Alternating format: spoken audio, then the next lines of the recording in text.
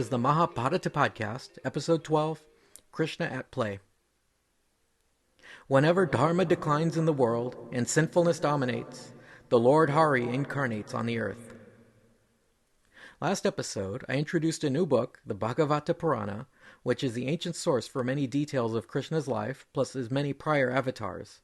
We then covered King Yati's love life and eventual renunciation, and how his youngest son inherited the imperial title and became the ancestor to our main heroes, the Pandavas. Yayati's eldest son was named Yadu, whose descendant was Krishna. Following the descendants of Yadu through the generations, we finally reached the period of the Mahabharata with a king named Ugrasena, lord of Mathura.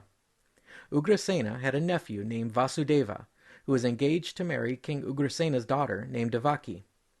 The heir to the throne was Devaki's brother, Kamsa. Following the wedding of Vasudeva with Devaki, the bride was escorted to her husband's home by her brother Kamsa. As the wedding party was traveling, an unearthly voice suddenly spoke. It addressed Kamsa, saying, "Fool, the eighth son of the woman you are escorting will one day kill you." Kamsa immediately acted on this message. Jumping down from his chariot, he grabbed his sister by the hair and drew his sword. Vasudeva moved to save her, asking Kamsa how could he do such a thing to his own sister on her wedding day. He persuaded Kamsa to relent by telling him that Devaki would not be his killer, only her sons. He promised Kamsa that they would hand over their children as soon as they were born. Kamsa accepted Vasudeva's promise and allowed them to go home. It is important to remember that behind this drama there is a celestial conflict taking place. The demons and asuras had all incarnated on earth in various forms, and in response the gods and apsaras had done the same. Thus, Kamsa and his confederates all had a much larger conspiracy to stop Krishna and his allies. Not much later, a rishi came to Kamsa and pointed out that many of Vasudeva's allies were actually divine incarnations, and thus stricter measures should be taken to ensure that none of Vasudeva's children should ever be born. Kamsa acted on this advice by promptly having Vasudeva and Devaki shackled and thrown into a prison cell. Kamsa's father, King Ugrasena, objected to his tyrannical actions, and so Kamsa had his own father deposed and was made king in his place. King Kamsa married the two daughters of King Jarasandh of Magadha, near modern-day Bihar. This was a powerful alliance. As we'll see in later episodes, Jarasandh was an aspiring emperor who had already conquered many neighboring kingdoms. Following Kamsa's coup, many Yadavas fled the kingdom out of fear and dissatisfaction. Meanwhile, Vasudeva and Devaki were kept under close surveillance, and the first 6 of her children were all murdered just moments after their birth. Devaki's 7th child was already incredibly powerful inside her womb. This baby was the incarnation of Sesha, the cosmic snake, who would be born as Krishna's brother, Balaram. She felt a great joy but also dread that this baby too might be killed. It turns out that Vasudeva had another wife, named Rohini, who had taken refuge with a tribe of cowherds called Gopis. Lord Vishnu, seen as Amsavatar in this danger, ordered the goddess Durga to transport the fetus to Rohini's womb. It was supposed that Devaki had miscarried, since her pregnancy suddenly disappeared. Thus, while Balaram was born to Rohini, Vasudeva was infused with Vishnu's power, and thus possessed, he impregnated Devaki with the avatar of God, who dwells everywhere, in all beings, and in all things. Thus impregnated, Devaki shone like the moon. Kamsa noted this change about her, and suspected she might be pregnant with his murderer, but he was somehow hesitant to kill her or the child. Finally, in the middle of the night, Devaki gave birth to the Lord Mahavishnu. He appeared to them in his divine form, with 4 arms holding his conch, mace, bow, and discus.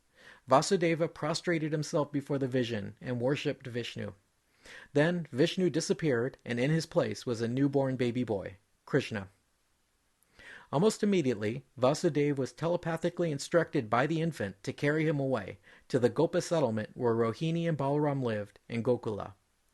Vasudeva picked up the child, and immediately his shackles fell away. The guards were all sleeping, and the doors of the prison were wide open. Vasudeva carried the baby out of the prison and headed directly for Gokula. There was a raging storm that night, and so the cosmic snake Adisesha appeared and escorted the father and child, using his enormous hoods to shield them from the rain. When Vasudeva reached the Yamuna River, it was in flood, but Gokula was on the other side.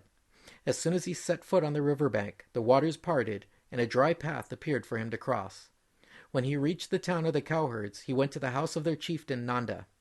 Vasudeva approached Nanda's wife, Yashoda, who was sleeping with her newborn daughter. He placed the baby Krishna next to her and picked up the baby girl and returned with her to the prison. This girl was the incarnation of Durga. He placed her next to his wife and lay down. His shackles immediately reattached themselves and all the prison doors slammed shut. Back in Gokula, Yashoda woke up and assumed this boy was hers, forgetting completely that she had given birth to a daughter. The next morning, everything was back in order. The newborn girl began wailing, and the guards passed on the word that Devaki had given birth. Kamsa jumped out of bed in a fright and went straight to the prison. Devaki was terrified and held the baby close, but Kamsa tore the child from her grasp, whirled her by the legs, and attempted to dash her brains out against the wall. At that moment, the child transformed back into the form of the goddess Durga, 8 arms and all. Kamsa cowered and Durga laughed, saying, "Fool, you killed the wrong child. The one who's destined to kill you has already been born. Seek him out if you can, but stop killing children." With another laugh, she vanished in a flash of light. Kamsa was briefly repentant. He threw himself at his sister's feet, begging her forgiveness for all the horrible things he had done. He ordered the couple to be unshackled and freed from prison. He allowed them to return to their home. Later in the day, Kamsa's advisors were shocked by his change of heart. They worried that the exiles might form a rebellion around Vasudeva and Devaki. They pointed out that his killer still lived and was disguised among the many children in his kingdom. They advised him to kill every newborn boy in the kingdom if that's what it took to avert his fate. Kamsa finally gave in to his advisors and surrendered himself to complete perdition, ordering the slaughter of all the baby boys. Meanwhile, the baby Krishna was raised in obscurity by the chief of the Gopas and his wife Yashoda, who thought they were his natural parents. In order to find this child, Kamsa enlisted the support of a Rakshasa named Putana. Putana disguised herself as a beautiful woman with large milk-filled breasts. Her trick was to put poison on her breast and then to suckle the babies and kill them. As she came into Krishna's village of Vraja, everyone was fascinated by her beauty. She saw the child sleeping on a cot and entered through the front gate. Yashoda and Nanda were transfixed by her strange beauty, while she pretended to admire the child. Putana picked up Krishna, bared her poisoned breast, and set him to suckle. The child seized the breast eagerly and began to suck energetically, holding it firmly in his grip. He not only drew out all the poison and whatever ooze there was in her breast, he fed on her very life. Putana shrieked and tried to pull the baby off of her, but he maintained his grip. She changed back into her original form, huge, clawed, and scaly, but the baby held on. She shot off into the sky, with Krishna still attached, and then came crashing to the ground, dead, crushing trees and huts where she fell. The terrified villagers all ran to view this enormous corpse, and saw Krishna laying on top of her, laughing and kicking his legs playfully. The cowherds had to cut up the enormous corpse and burn the pieces. Amazingly, instead of a horrible stench, the smoke made by Putana was sweet like sandalwood. Even a demon having her life sucked out of her by Krishna was saved by her contact with him. She had attained moksha. There are 2 more stories of demons attacking the infant Krishna. They were all somehow sent by Kamsa, but Kamsa never discovered Krishna's identity. The first of these stories is of a demon that was in the shape of a cart. Krishna was placed in the shade of this cart and left there.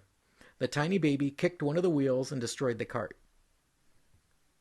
The second story is of a demon that came in the form of a tornado. This demon drew the baby Krishna up into the air to carry him away and kill him. But Krishna made himself heavier and heavier until he dragged the demon back to earth and killed it.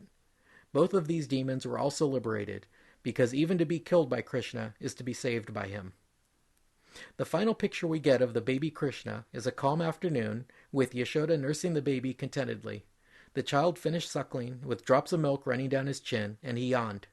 Yashoda looked into his mouth and saw the entire universe. Her mind could not bear the infinite expanse, and she fainted at the sight. As toddlers, Krishna and Balaram were irrepressible and always underfoot. They liked to grab the tails of calves and let themselves be dragged through the mud. Soon they were walking and then running, and Krishna became a rambunctious little brat. One day the gopis came to complain to Yashoda that he untied the calves so they drank up all the milk, he stole butter and fed it to the monkeys. When he was full, he entertained himself by breaking the containers. When they scolded him, he just laughed in their faces and then relieved himself in their yards. They turned to look at the little felon to say what he had to say for himself, but he looked so sweet and innocent that they just broke out laughing. On one occasion, the children ran to Yashoda and told her that Krishna was eating mud.